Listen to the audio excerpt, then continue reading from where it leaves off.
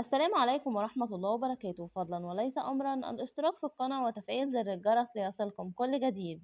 الخطيب يتحفظ على تصرفات إمام عاشور، دعونا نتعرف على التفاصيل.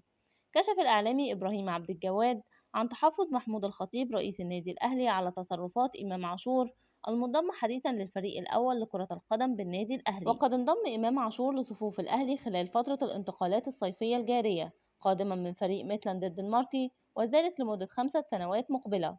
وقال إبراهيم عبد الجواد: إدارة النادي الأهلي والكابتن محمود الخطيب تحديدا كان عنده تحفظ شديد على تصرفات إمام عاشور بعد إعلان انضمامه للنادي الأهلي، وذلك بسبب الفيديوهات اللي نشرها على مواقع التواصل الاجتماعي. وأضاف محمود الخطيب طالب اللاعب بعدم نشر أي فيديوهات على مواقع التواصل الاجتماعي والتركيز مع الفريق والابتعاد عن أي تصرفات تؤجج المشاعر بين جماهير الأهلي والزمالك.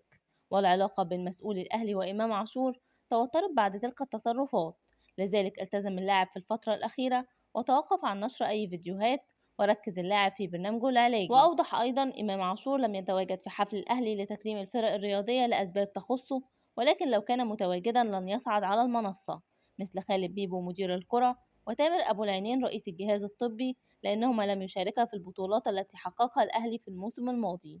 إلى هنا ينتهي الخبر. شكرا لحسن استماعكم ودعمكم المتواصل، والسلام عليكم ورحمة الله وبركاته.